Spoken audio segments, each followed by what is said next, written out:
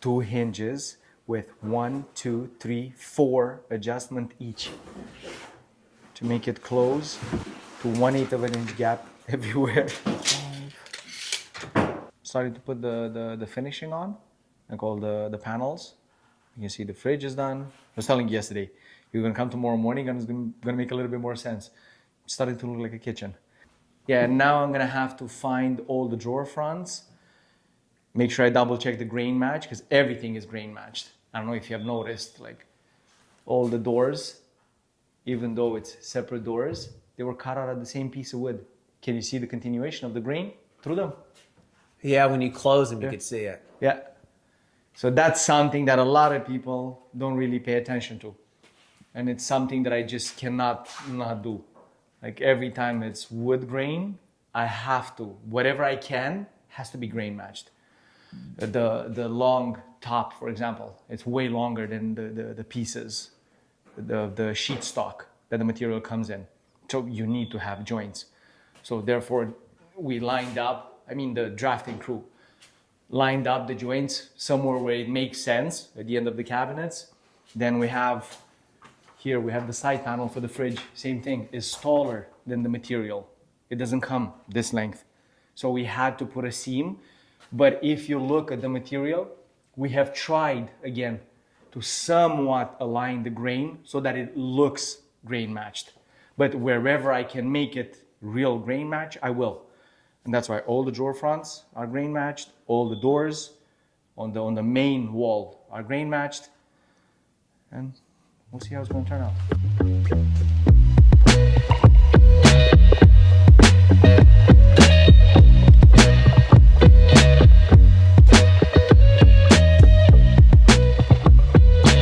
Take a photo of it and then just switch the doors so that they're not grain matched anymore. You're going to see how much it bothers you. But if you don't see it, you don't know about it, it's like, oh yeah, it's oak. Everything is the same. Like, nope. Grain match is just that little step above.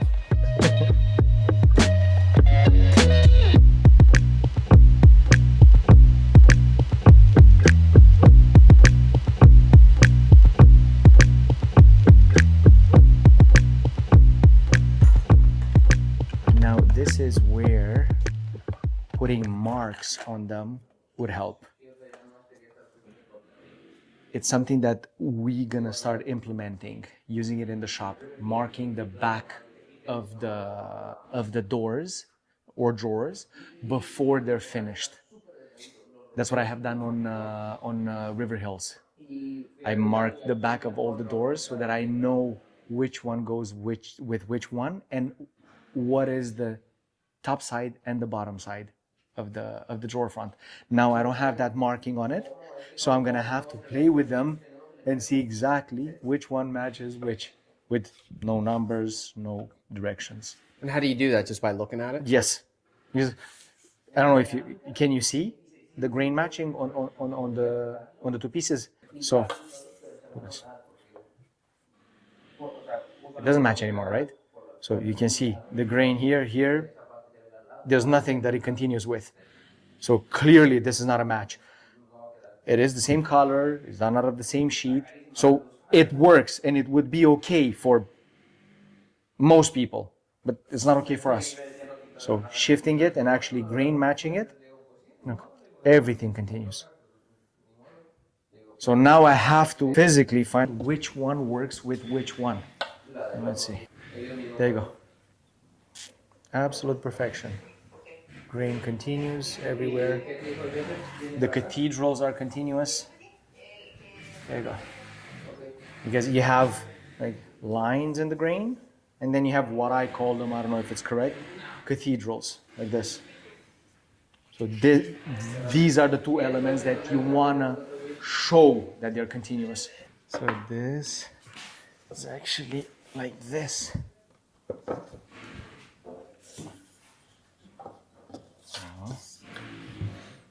There we go. That's it. There we go. Beautiful.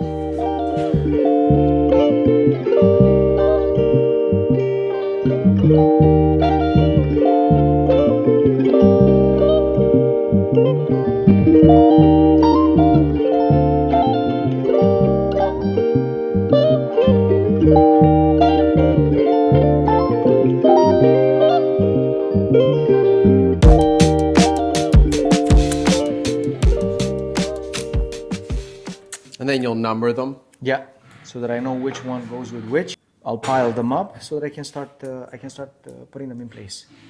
And whenever I install them, I don't have to worry about anymore about the grain. I'll just look at the numbers. All of this will be done in the shop from now on here. A, B, C. 1, 2, 3.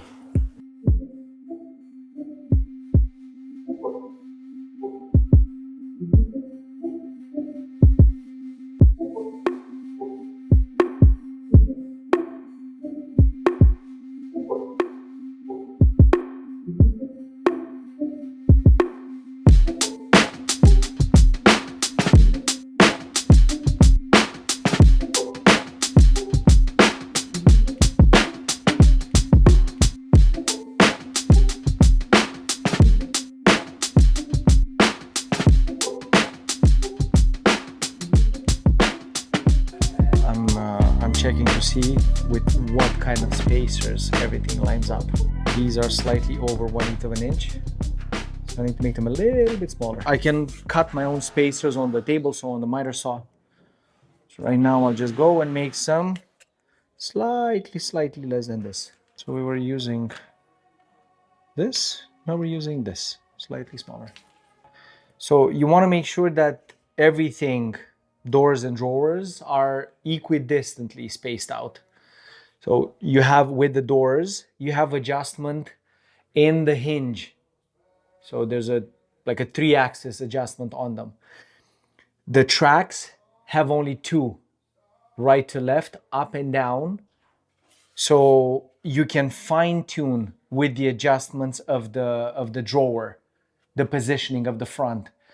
But the initial installation, just like a door goes on plates that have been drilled into place by the CNC.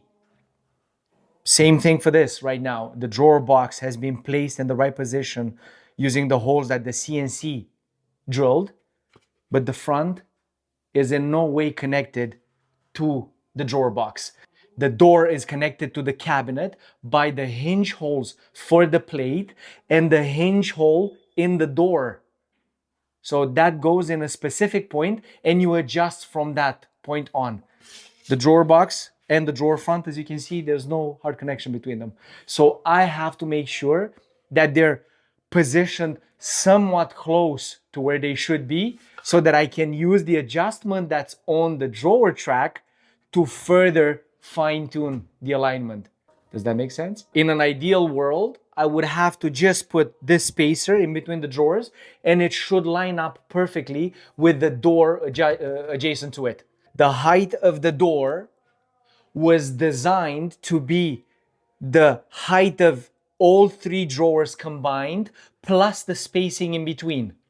Where the discrepancy comes is that this has been cut without the edge bending being applied.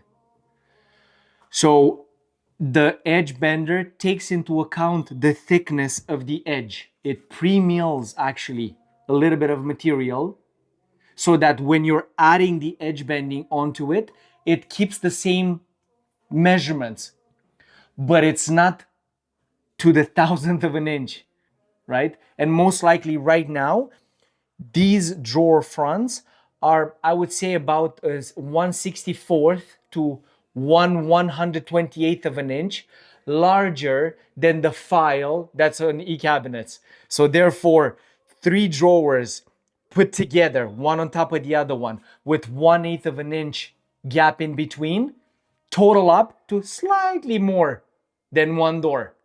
I'm replacing the 1/8 of an inch, which should have worked, with something slightly smaller. And because I can make these spacers on the table saw, I have infinite adjustment basically. So I have tried it with the red. I was about, I would say, a 30-second higher. Let's see now. We're gonna try it with the spacers that I have made on the table saw, and we'll see where does the top line up now. Just a hair. But we're just a hair at the bottom as well. So what I'm gonna do now is raise this door or lower this drawer front a little bit. And I think we're there. And we still have 1/8 of an inch from the top of the drawer to the top of the cabinet. So that when the countertop goes on top of the cabinet, there's still a gap between the drawer front and the bottom of the counter, allowing the drawer to open without touching. Touch the underside of the countertop by 1/1000th of an inch. It doesn't matter. Like, it touches, you're gonna feel it. It's gonna rub, you're gonna scratch. So again, it doesn't mean that it's that accurate, the adjustment that I do here. But this is how fine it can be. Oh, you're a thousandth of an inch would make the difference between this drawer working or not. Let's see if I peel off this, just to show you the difference between, and I'm gonna make another set of spacers, just to show you how much I can adjust. So right now we have, what is it here? See, I have 1/8 of an inch because it's flush from the top of the drawer front to the top of the cabinet. So this is ideal. 1/8 of an inch in between the drawer boxes, 1/8 of an inch to the top of the cabinet. I remove my homemade spacers and I'll put the standard spacers, which again should be 1/8 of an inch. So go there, this goes here, and watch it, is going to be exactly the same. There's so the countertop, right? Doesn't work. So now what I'm gonna try is make even a hair smaller. And then this should answer any questions about, but how long is it gonna take? How much longer is this going to take? Like, I don't know. When I'll be out of here, it means that I finished. With slightly smaller, bigger, because they're longer, but they're skinnier. There you go. So this now, it's perfect. And I have even more.